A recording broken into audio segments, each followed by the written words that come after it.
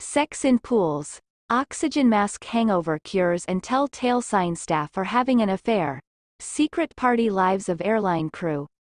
With their jet-set lifestyle flying all over the world to luxurious and exotic locations, the world of airline crew is never short of glamour.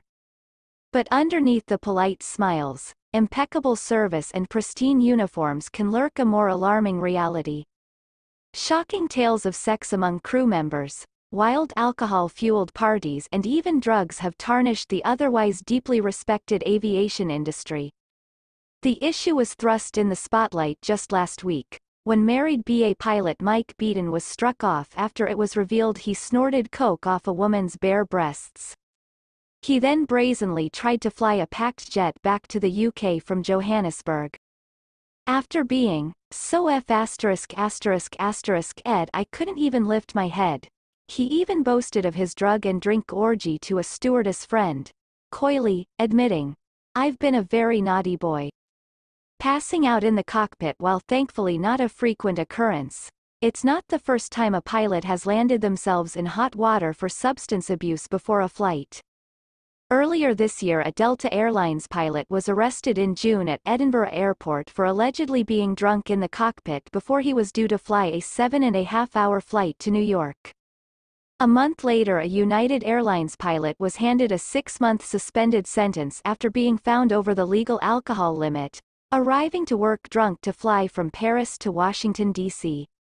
In 2016, a severely impaired pilot on a Canadian airline was arrested after apparently passing out in the cockpit before they were due to fly from Calgary, Canada, to Cancun, Mexico, with 105 passengers on board.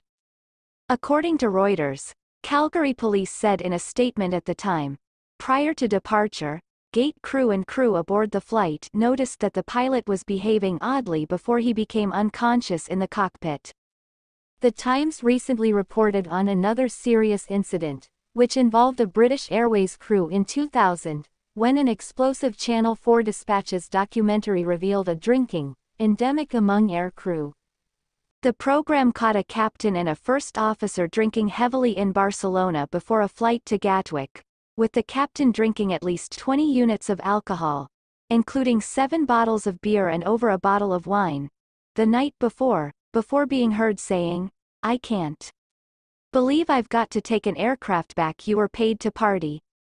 While strict rules have been introduced since then, Samantha Jones worked for a well-known airline at that time, while in her mid-20s as a cabin crew member for 5 years, during what she describes as the glory days of flying. Speaking to The Sun, she says, "A lot has obviously changed over the years, and there was a huge crackdown on drinking after the Dispatches documentary, but we used to have wild parties, basically work hard, play harder. It was like a big jolly, it was the job to have and you were paid to party basically. Sometimes the behavior of the crew would even result in being banned from certain hotels."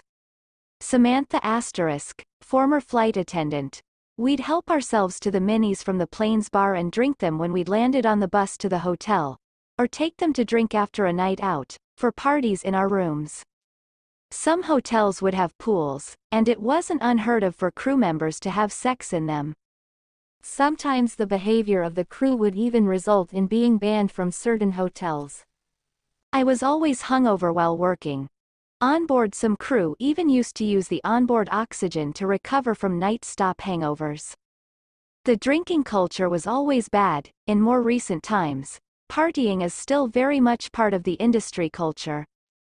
And while most of the time it stays within the required boundaries, things can escalate. Earlier this year, British Airways launched an investigation into claims a senior crew member was so drunk he dropped his pants and ran naked round the buffet at a luxury Maldives resort. Last year, staff were also banned from all-inclusive hotel deals at a luxury resort after a drunk stewardess passed out on a beach. However, there are now more rules in place. Flight staff have never been allowed to drink 12 hours before a flight, but last year the Civil Aviation Authority in the UK and European Union introduced random alcohol tests for flight and cabin crew.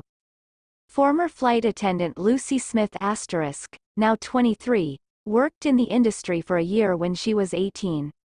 She tells us, "I never knew anything about drugs, and you wouldn't expect that sort of behavior from a person who has such a huge responsibility to get passengers safely home from their destination.